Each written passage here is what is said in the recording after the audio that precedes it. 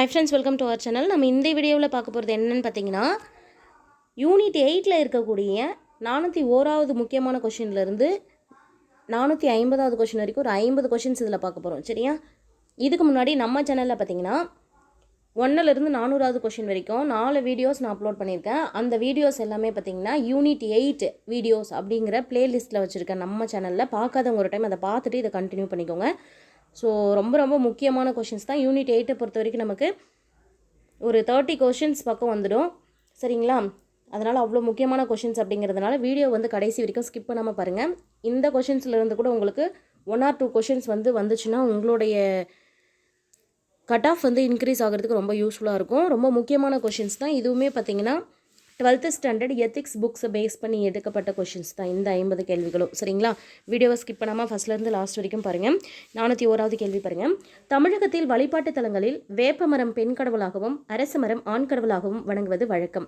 இப்போ நம்ம நிறைய இடத்துல பார்த்துருப்போம். கோயில்கள்லாம் பார்த்திங்கன்னா எங்கெல்லாம் வேப்பமரம் இருக்கோ அங்கெல்லாம் அரச மரமும் வேப்பமரமும் சேர்ந்து இருக்கிற மாதிரி தான் கோயில்களில் மரங்கள் வச்சு வளர்த்துருப்பாங்க. அதை நம்ம வழிபடுறதையும் நம்ம பார்த்துருப்போம். சரியா? அதை சுற்றி வருவாங்க. சரியா? எதுக்காக அப்படின்னா, இந்த திருமணம் ஆகாதவர்கள்லாம் அதை சுற்றி வந்தாங்கன்னா திருமணம் ஆகும் அப்படிங்கிற ஒரு ஐதீகம் இருக்கும் நம்ம தமிழ்நாட்டில்.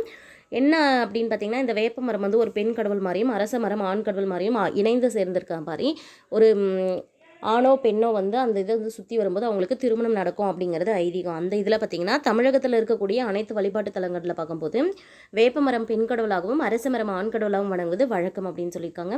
அடுத்த கேள்வியை பாருங்கள். கலைகள் 64 என்று குறிப்பிடும் காப்பியம் எது அப்படின்னு கேட்டிருக்காங்க. சரியா? ஆய கலைகள் 64 அப்படின்னு சொல்லிட்டு ஒரு லைன் நம்ம பார்த்துருப்போம்.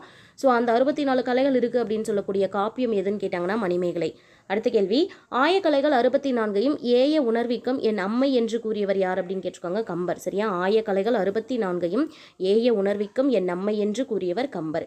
அடுத்து பாருங்க, அழகு கலைகள். இங்கே அழகுன்னு கொடுத்துட்டேன். அழகு கலைகள் 5 வகைகளாக பிரித்தவர் யாருன்னு பார்த்தீங்கன்னா, இந்த அழகு கலைகளை 5ஆ பிரிச்சிருக்காங்க. அப்படி பிரித்தவர் மயிலைசீனி வேங்கடசாமி. மயிலைசீனி வேங்கடசாமி. அந்த 5 வகையான கலைகள் என்னென்ன அப்படின்னு கேட்டாங்கன்னா, சரியா, அழகு கலைகளை கட்டிடக்கலை, சிற்பக்கலை, ஓவியக்கலை, இசைக்கலை, காவியக்கலை. கட்டிடக்கலை, சிற்பக்கலை, ஓவியக்கலை, இசைக்கலை, காவியக்கலை. சரியா? ஒரு டைமுக்கு நீங்கள் 2 டைம் கேட்டிங்கனாவே உங்களுக்கு இது எல்லாமே மைண்டில் பதிஞ்சிடும். 3வது டைம் கேட்கும்போது இந்த கொஷினுக்கு அப்புறம் இந்த கொஷின் தான் படிக்க போகிறாங்க, இதுக்கான ஆன்சர் இதுதான் அப்படிங்கிறது உங்கள் மைண்டில் வந்துடும். ஸோ அந்தளவுக்கு நீங்கள் வீடியோ ஸ்கிப் பண்ணாமல் தொடர்ச்சியாக கேட்டே இருந்தீங்கன்னா மைண்டில் தானாகவே உங்களுக்கு பதிஞ்சிடும். கற்றலின் கேற்றலை சிறந்தது. ஸோ வீடியோவை ஸ்கிப் பண்ணாமல் கேளுங்க. சங்ககாலம் தொட்டு முறையாக கட்டிடங்களை அழகுற அமைக்க இருந்த நூல் எது அப்படின்னு கேட்டிருக்காங்க. மனை நூல். சரியா? சங்ககாலத்திலிருந்தே கட்டிடக்கலையை எப்படியெல்லாம் அமைக்கலாம் அழகுற அப்படிங்கிறதுக்காகவே சில நூல்கள்லாம் இருந்தது. அந்த நூல் என்ன அப்படின்னு பார்த்தோம்னா மனை நூல் அப்படின்னு பேர். அந்த நூல்கள்லாம் இருந்திருக்கு. அந்த நூல்களுக்கு பேர் மனை நூல். அடுத்து 406வது கேள்வி பாருங்கள். சங்ககாலம் தொட்டு முறையாக கட்டிடங்களை, சரி, இதுதான் அழகுற அமைக்க இருந்த நூல் எது? மனை நூல்கள்.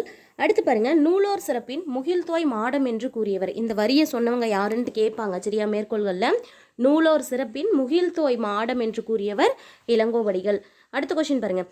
பழங்காலத்தில் கோயில்கள் மரத்தால் கட்டப்பட்டன என்பதற்கு சான்று எது அப்படின்னு கேட்டிருக்காங்க. சரியா? பழங்காலத்தில் கோயில்கள் எல்லாமே அதிகமாக மரத்தால் தான் கட்டப்பட்டது. அந்த மாதிரி மரத்தால் தான் கட்டப்பட்டது அப்படிங்கிறதுக்கு என்ன சான்று அப்படின்னு கேட்டிருக்காங்க.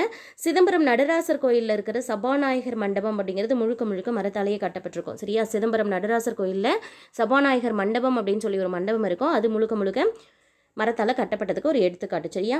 அடுத்து மேற்பகுதி பார்த்திங்கன்னா, இந்த மரத்தாலான கோயில்களுடைய மேற்பகுதியில் செம்பு, வெள்ளி, பொன் இந்த தகடுகளால் தான் வேயப்பட்டிருக்கும். மேற்கூரை எதால் வேயப்படும்? செம்பு, வெள்ளி, பொன் தகடுகளால் வேயப்படும். மேற்பகுதி மட்டும் மரத்தால் கட்டப்பட்ட கோயில்களுக்கு மேற்பகுதி எந்த தகடுகளால் வேயப்பட்டது அப்படின்னு பார்த்தீங்கன்னா செம்பு, வெள்ளி, பொன் தகடுகளால் வேயப்பட்டது. சரியா? அடுத்து பாருங்கள். மரக்கட்டிடங்கள் ப்ளஸ் களிமண் கட்டிடங்கள் இது எல்லாமே பிற்காலத்தில் தோன்ற ஆரம்பிச்சது. மரக்கட்டிடங்கள் தான் முதல்ல இருந்தது. அது கூடவே சேர்த்து களிமண் கட்டிடங்களும் தோன்ற ஆரம்பிச்சது. அடுத்து பாருங்கள். களிமண் கட்டிடங்களுடைய மேற்கூரைகள் மரத்தால் வேயப்பட்டது. எப்படி மரத்தினால் கட்டப்படுற கோயில்களுக்கு மேற்கூரை செம்பு, பொண்ணு, வெள்ளி இந்த தகடுகளால் வேயப்பட்டதோ அந்த மாதிரி களிமண்ணால் கட்டிடம் கட்டினா அந்த மேற்கூரையை மட்டும் மரத்தால் வேயப்பட்டது அப்படின்னு சொல்கிறாங்க. குடைவரை கோயில்கள் எந்த அமைப்பு, அதாவது குடைவரை கோயில்கள் அப்படிங்கிற அமைப்பு எப்படி இருக்கும்? குடைவரை கோயில்கள், சரியா, பாறைகளை குடைந்து குடைவரை கோயில்கள் கட்டுவாங்க. அந்த குடைவரை கோயில்களோட அமைப்பு எப்படி இருக்கும் அப்படின்னா ஒரு கருவறை, அது முன்னாடி ஒரு முன்மண்டபம் ப்ளஸ் அந்த மண்டபத்தை தாங்கி நிற்கிற தூண்கள். சரியா? கருவறை, முன்மண்டபம், தூண்கள் இந்த அமைப்பு முறையில் தான் இருக்கும். மகேந்திரவர்ம பல்லவனா பாருங்கள், மகேந்திரவர்ம பல்லவனுடைய காலம் பொது ஆண்டு 7ஆம் நூற்றாண்டு. ஸோ மகேந்திரவர்ம பல்லவன் பொது ஆண்டு 7ஆம் நூற்றாண்டில் வந்து ஃபஸ்ட்டு சரியா முதல் குடைவரை கோயில்களை வந்து எங்கே அமைச்சாங்க அப்படின்னா மண்டகப்பட்டு அப்படிங்கிற பிளேஸில் அமைச்சாங்க. இது கேட்பாங்க சரியா. மகேந்திரவர்ம பல்லவனின் காலம் பொது ஆண்டு 7ஆம் நூற்றாண்டு. அவர் அமைத்த முதல் குடைவரை கோயில் சரியா. குடைவரை கோயில்களே முதல் அமைச்சது வந்து மகேந்திரவர்ம பல்லவன். அந்த முதல் குடைவரை கோயில் அமைத்த இடம் பேர் கேட்டாங்கன்னா மண்டகப்பட்டு அப்படிங்கிற பிளேஸு. முற்கால பாண்டியர்கள் அமைத்த முதல் குடைவரை கோயில் எது அப்படின்னு கேட்டாங்கன்னா சரியா, முற்கால பாண்டியர்கள் அமைத்த முதல் குடைவரை கோயில் பிள்ளையார்பட்டி குடைவரை கோயில். பாண்டியர்கள் காலத்தில் அமைக்கப்பட்டது பிள்ளையார்பட்டி குடைவரை கோயில். அதுதான் அவங்களுடைய முதல் குடைவரை கோயில். பாண்டியர்களுடைய முதல் குடைவரை கோயில் எது அப்படின்னு கேட்டாங்கன்னா பிள்ளையார்பட்டி குடைவரை கோயில். அடுத்து பாருங்கள், குடைவரை கோயில்களின் வேறு பெயர்கள் என்ன அப்படின்னா மண்டப கோயில்னு சொல்லுவோம். ஏன்னா மண்டபம் வந்து மிக நீளமானதாக அமைக்கப்பட்டிருக்கும், அதனால் அதுக்கு மண்டப கோயில்னே பேர். பாறைகளை வந்து செதுக்கி உள்ள குடஞ்சி அதை ஏற்படுத்தினால அதுக்கு பேர் பாறை கோயில்னு பேர். குடைவரை கோயில்களுக்கு வேறு என்ன பேருக்கு? மண்டப கோயில், பாறை கோயில். அதுக்கான ரீசன் பார்த்து வச்சுக்கோங்க. அடுத்து பாருங்கள், பாறைகளை மேலிருந்து படிப்படியாக கீழே செதுக்கி கட்டப்படும் கோயில்களுக்கு பேர் வந்து ஒற்றைக்கல் கோயில் சரியா. பாறைகளை படிப்படியாக மேலேருந்து கொஞ்சம் கொஞ்சமாக செதுக்கிட்டு வந்து கட்டக்கூடிய கோயில்களுக்கு தான் பேர் ஒற்றைக்கல் கோயில். அடுத்து பாருங்கள், தமிழகத்தில் தொடங்கப்பட்டு முற்று பெறாமல் உள்ள ஒற்றைக்கல் கோயில் எங்கே இருக்குது அப்படின்னு கேட்டிருக்காங்க சரியா. மாமல்லபுரத்தில் இருக்கிற மகிஷாசுரி மர்தினி கோயில் சரியா. மாமல்லபுரத்தில் இருக்கக்கூடிய மகிஷாசுரி மர்தினி கோயில் வந்து தமிழகத்திலே தொடங்கப்பட்டு முற்று பெறாமல் இருக்கக்கூடிய ஒரு ஒற்றைக்கல் கோயில் சரியா. கருங்கற்களை ஒன்றன் மேல் ஒன்று அடுக்கி கட்டி சுண்ணம் சேர்க்காமல் கட்டப்படும் கோயில்கள் சரியா. கருங்கற்களை ஒன்று மேலே ஒன்று அடுக்கி வச்சுட்டு சுண்ணம் வந்து சேர்க்காமல் கட்டப்படும் கோயில்களுக்கு பேர் என்ன அப்படின்னு பார்த்தீங்கன்னா கற்றளிகள். கற்றளி அமைக்கும் முறை யாருடைய காலத்தில் தொடங்கியது அப்படின்னு கேட்டால் நரசிம்மவர்மன் காலம், கிபி 7ஆம் நூற்றாண்டு சரியா. நரசிம்மவர்மன் காலத்தில் தான் கற்றளி அமைக்கும் முறை தொடங்கப்பட்டது, கிபி 7ஆம் நூற்றாண்டு. காலத்தால் முந்தைய கற்றளிகள் உள்ள இடம் அப்படின்னு கேட்டாங்கன்னா மாமல்லபுரம், காஞ்சிபுரம் மற்றும் பனமலை. காலத்தால் முந்தைய அதாவது எது வந்து மிகவும் பழமையான கற்றளி எங்கெல்லாம் இருக்குது அப்படின்னு பார்த்தீங்கன்னா மாமல்லபுரம், காஞ்சிபுரம், பனமலைங்கிற பிளேஸு சரியா. செங்கற்களால் ஆன பழைய கோயில்களை கற்றளிகளாக மாற்றியவர்கள் யாருன்னு கேட்டாங்கன்னா பிற்கால சோழர்கள் சரியா. ஃபர்ஸ்டெல்லாம் செங்கற்களால் கோயில் கட்டப்பட்டதுலேயே அந்த பழைய கோயில்கள்லாம் கற்களை வச்சு கட்டி மாற்றினவங்க பிற்கால சோழர்கள்.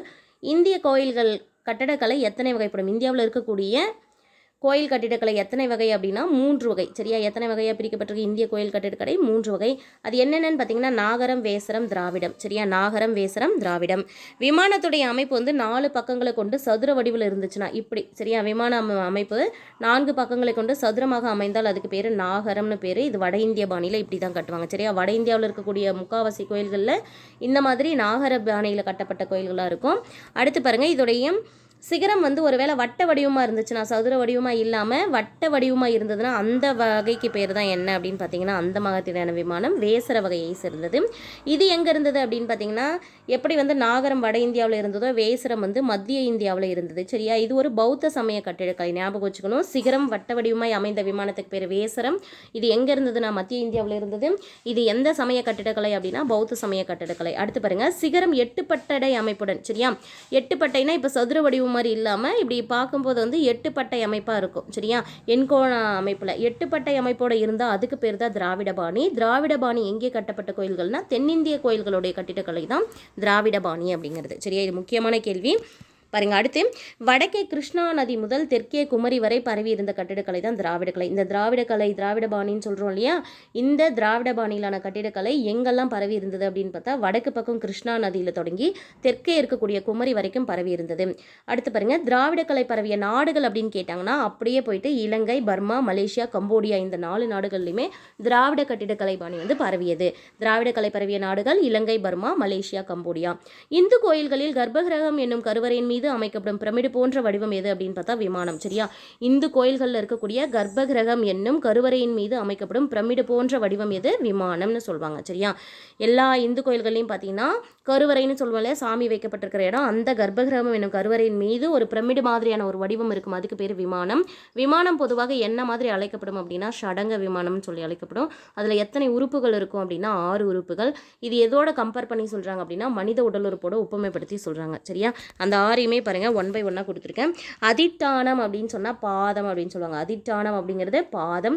பித்தி அப்படிங்கிறது வந்து கால் சரியா. பித்தி அப்படிங்கிறது காலை குறிக்கும். பிரஸ்தம் அப்படின்னா தோள், கண்டம்னா கழுத்து, சிகரம்னா தலை, ஸ்தூபினா மகுடம் சரியா. அதிட்டானம், அதுக்கப்புறம் பித்தி, அதுக்கப்புறம் பிரஸ்தம், அதுக்கப்புறம் கண்டம், அதுக்கப்புறம் சிகரம், அதுக்கப்புறம் ஸ்தூபி சரியா. அதுக்கப்புறம் ஸ்தூபி, இப்படி தான் ஒரு கோயிலுடைய அமைப்பு இருக்கும். அப்படின்னு சொல்கிறாங்க. சரியா? அது எதுக்கெல்லாம் வந்து நம்ம கம்பேர் பண்ணுறாங்கன்னா, அதிட்டானன்னா நம்ம பாதத்துக்கும், பித்திங்கிறது நம்மளுடைய கால்களுக்கும், பிரஸ்தம் அப்படிங்கிறது நம்மளுடைய தோள்களுக்கும், கண்டம் அப்படிங்கிறது நம்மளுடைய கழுத்துக்கும், சிகரம் அப்படிங்கிறது நம்மளுடைய தலைக்கும், ஸ்தூபி அப்படிங்கிறது மகுடத்துக்கும் கம்பேர் பண்ணப்படுது.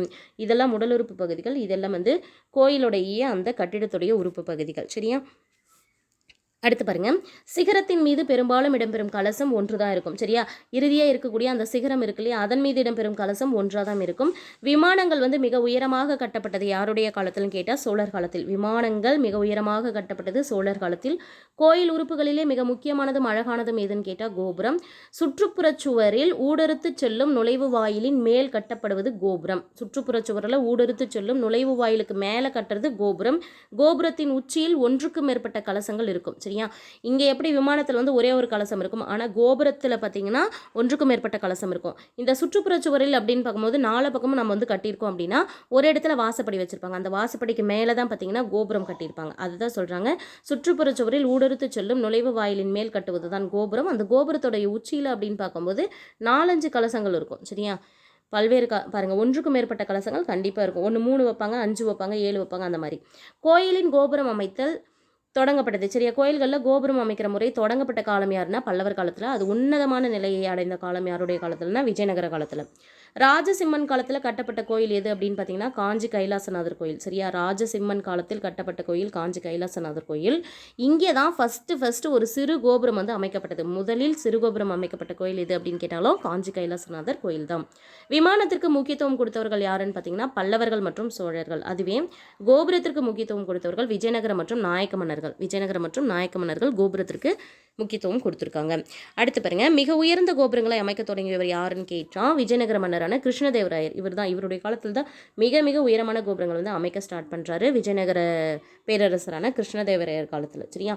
அடுத்து பாருங்க, வெளிமுகப்பு முழுவதும் யாழியின் முகம் செதுக்கப்பட்டு குகை கோயில் வந்து எங்கே இருக்குது அப்படின்னு கேட்டிருக்காங்க. சரியா? வெளியே அதோடைய முகத்தை பார்த்தா ஒரு புலியுடைய முகம் மாதிரி இருக்கும். சரியா? யாழி அப்படின்னா புலி. வெளிமுகப்பு முகல் வந்து யாழியின் முகம் செதுக்கப்பட்ட குகை கோயில் வந்து எங்கே இருக்குது அப்படின்னு கேட்டிருக்காங்க. ஆன்சர் பார்த்தீங்கன்னா சாலுவன் குப்பம். அது புலியுடைய உருவம் அப்படிங்கிறதுனால அதுக்கு பேர் வந்து புலிகுகை அப்படின்னே பேர் இருக்குது. சரியா? லாஸ்ட் கொஸ்டினை பாருங்கள், பாண்டியர் காலத்தில் ஒற்றை கற்றளைக்கு சான்று எது அப்படின்னு பார்த்தோம்னா கழுகுமலை வெட்டுவான் கோயில். சரியா? பாண்டியர் காலத்தில் கட்டப்பட்ட ஒற்றை கற்றளைக்கு சான்றாக இருப்பது கழுகுமலை வெட்டுவான் கோயில். சரியா? ஸோ ஃப்ரெண்ட்ஸ், மதியம் ஒரு 50 கொஸ்டின்ஸ் பார்க்கலாம். டைப்பிங் ஒர்க் போயிட்டே இருக்குது. நம்ம சேனல் இப்போ ஃபஸ்ட் டைம் பார்க்குறீங்க அப்படின்னா சேனலை சப்ஸ்கிரைப் பண்ணிக்கோங்க. பக்கத்தில் இருக்கிற பெல் ஐக்கானை கிளிக் பண்ணி ஆல்னு செட் பண்ணி வச்சுக்கோங்க. முடிஞ்ச வரைக்கும் நம்ம சேனலோட லிங்க் வந்து ஃப்ரெண்ட்ஸுக்கு ஷேர் பண்ணுங்கள். நெக்ஸ்ட் வீடியோவில் பார்க்கலாம். தேங்க்யூ.